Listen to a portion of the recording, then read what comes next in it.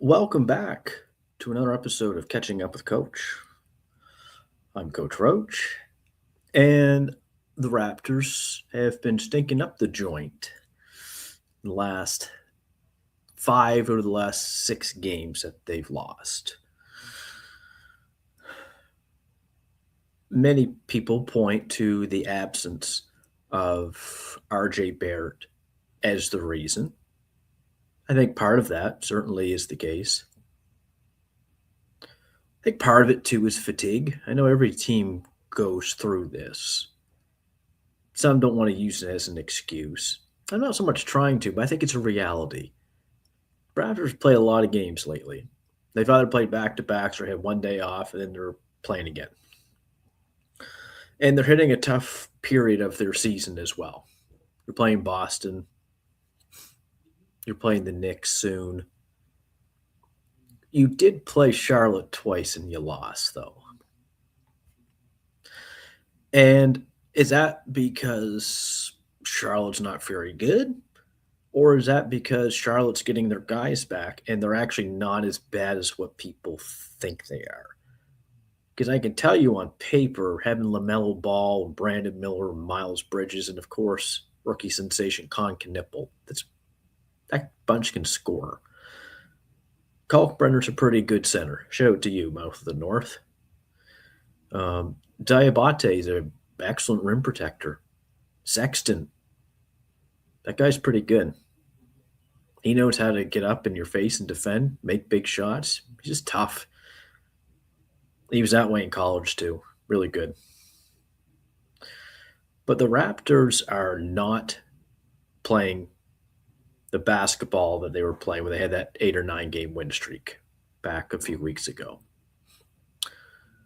When RJ Barrett got hurt, they were 12-5. I think since then they are 3-5 since that's happened. I believe they're 15-10 right now. And everybody is bunched up in the Eastern Conference. The Raptors are more or less like a game or 2 games back of a play-in spot. And probably people weren't really thinking that 2 weeks ago when we were like literally the second place behind the Detroit Pistons. But a lot has happened since RJ's been out. Number one, we are basically the worst offense in the NBA since he's been out. The worst offense. We were basically a top 10 offense when he was playing. They took out 20 points a game out of their lineup. I think Beyond likes to say death, taxes, and an RJ 20-point game. It's true. You know what you're going to get from RJ. Some people don't like him. Some people don't like the decision making. Some people say that, oh, this is as good as he gets. Maybe so. But you're still taking 20 points out of your lineup, and you're taking rim pressure out of your lineup, as well as about 35 to 36% shooting from three out of your lineup. And what have they done since then? They've inserted Jacoby Walter into the lineup.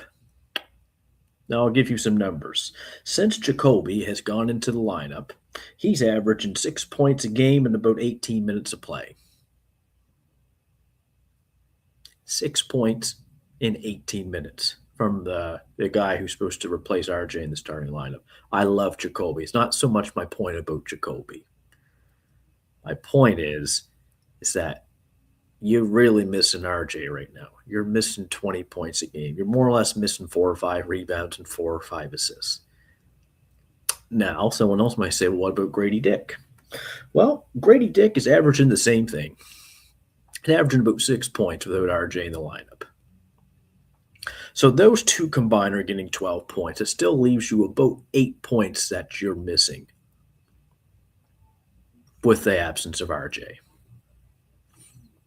And it's interesting how a lot of people now, and especially the news reporters, are saying, boy, this team's missing RJ Barrett. Yeah. Tried to tell you back in the summer, don't trade this guy yet. See what this looks like. We more or less were 13-5 because we get the win the night that he was playing. I think it was against Philly. It was Philly or Brooklyn. I can't remember. It was a home game. I do remember because RJ went back to the locker room. But we did get the win that night. And sorry, it was Charlotte. It was the Charlotte game, I believe, that Ingram get the or sorry, Scotty get the winning block on Sexton, where we lost RJ. RJ faced a lot of criticism back in the summer, and he has from this team, quite frankly, dating back to when he even got traded here. From Masai being on the phone saying, "Yeah, we want to pair IQ and Scotty together." No comment about RJ, or at least that wasn't disclosed in any of the videos. Or there's the All Star voting thing from last year. We just have Scotty up there. We don't have RJ, even though RJ got more votes than Scotty. I'm not trying to play revisionist history, but I'm just trying to say how this organization, in a sense, has kind of treated this guy who's from Mississauga, who basically has brought his hard hat every night, and who right now has people like me and others who initially thought, maybe it's good if we're bad for not bad, but you're not also contending this season, but you're looking at Tankathon a lot. For the record, I didn't want to look at Tankathon too much this year. I did see this team in the play-in as a minimal goal. I think their expectations of the first maybe 17, 18 games of the season said, oh, we get a chance. We get a chance to be top six. And I still think that should be their goal, just based on how they started. That's not looking good to be the case now, because it just came out today that RJ's going to be out at least another week, which will probably go on 3 weeks. He's getting the plasma injections in his knee, which I don't think is a great thing to hear. So RJ's going to be out for the NBA Cup game against the Knicks. And I'm sure he would always be motivated to play the Knicks as quickly as. So, RJ Barrett, you're missing him. Not just me. It's all the announcers. It's Leo Routens, it's Jack. People have been around basketball for decades, kind of noticing the same thing about how important he is. When there's much of the fan base that maybe aren't big RJ fans. I'm not saying you have to love the guy, but he does bring a certain amount of value to this team that helps with winning. He had 3 guys averaging about 20 before he went down. Now you're missing that guy. You're missing the rim pressure. You're missing the stationary shooting. And the losses that they had against Charlotte, they didn't have that rim pressure. They weren't getting it. In the losses they had against the Lakers, same thing. No rim pressure.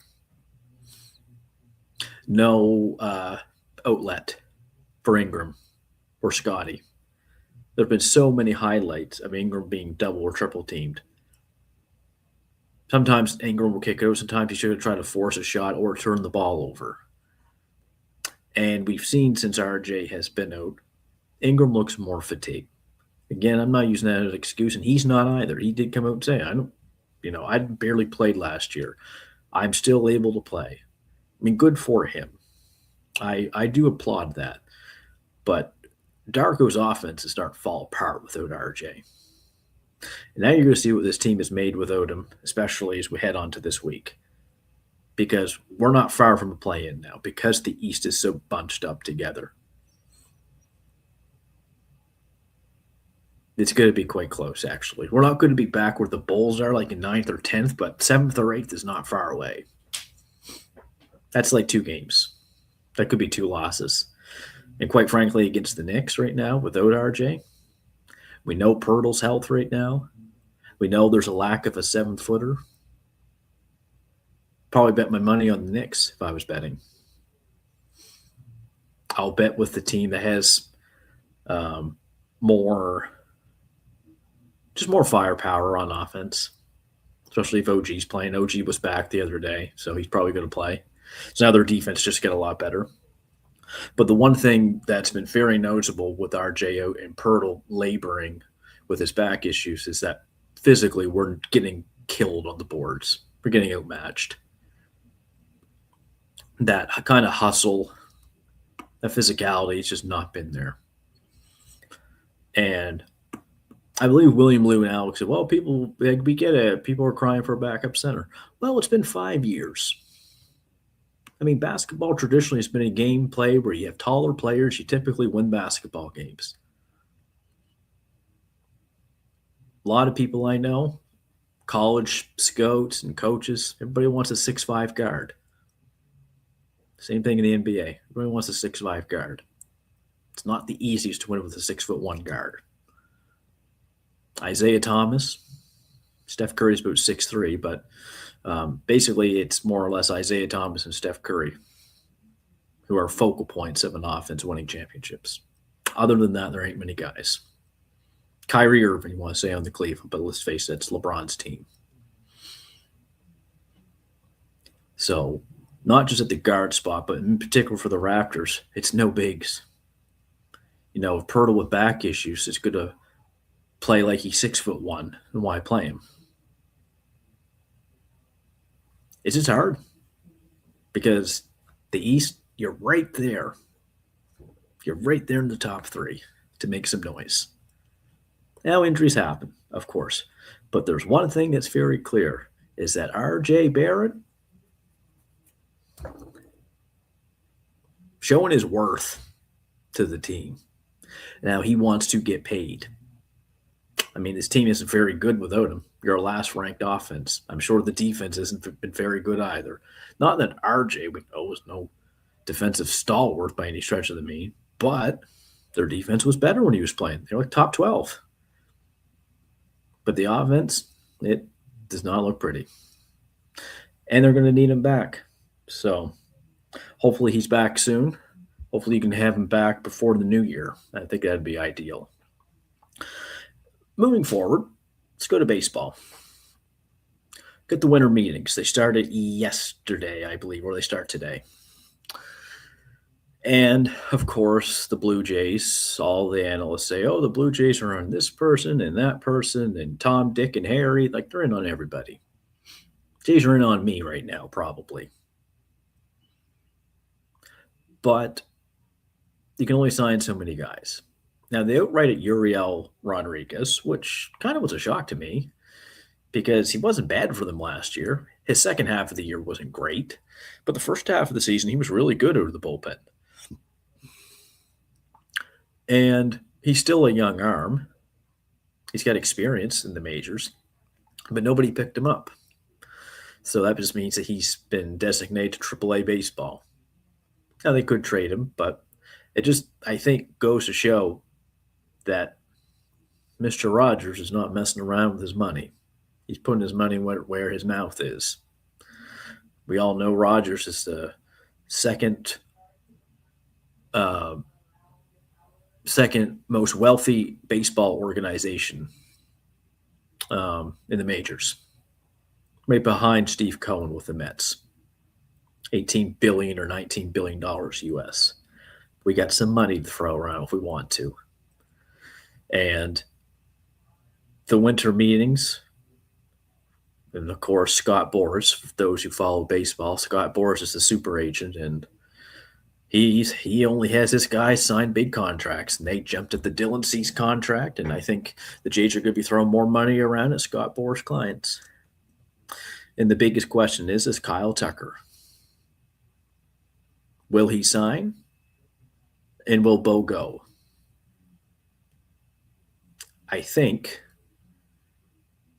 the Jays are trying to open themselves up for Kyle Tucker.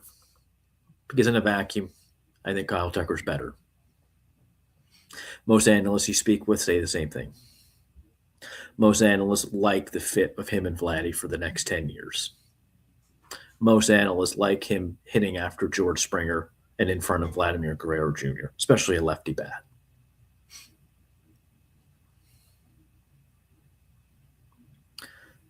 So will the Jays pony up $350 to $400 million for Kyle Tucker? Some of that can be deferred money. No other team in baseball has two guys making over $400 million on their team. One. Jays might be the first. And obviously, if you get Kyle Tucker, then Mr. Barger's going to move to third base. And I'm totally fine with that. I love seeing Aston Barger with his cannon of an arm throw to first base. You move Ernie to second. You move, Jimenez is at short. Santander and Nathan Lucas split time between left field, and then Miles Straw and Dalton Varsho split time between center field. I mean, that seems pretty straightforward to me. Obviously, it's not my money, but on paper, that's a really good team. Now, the Jays do have to do something about the bullpen. I think that's probably coming next, even before Kyle Tucker or Bo Bichette. Now, today, the rumor was that the Jays have shown interest in Robert Suarez from San Diego. Had a really good year by the sounds of it. We all know that Dylan Cease was as well on the Padres, but I'm just looking up Robert Suarez, some of his stats this year. So he had an ERA of under 3, which is good because Hoffman did not. Hoffman's was over 4, and he had 40 saves, 75 strikeouts, and 69 innings pitched. I mean, you get that guy for a couple of years, you're probably doing okay. He becomes your closer. Hoffman probably becomes your 8th inning guy, which he was in Philadelphia the year before, which he had a good year, which is the reason why he got the contract he did from Toronto. But the bullpen has to be dealt with. The Jays, great hitting last year, number 1 hitting team. Starting rotation was fine, but you've upgraded that with Dylan Cease and Cody Ponce. And now you got to upgrade the bullpen.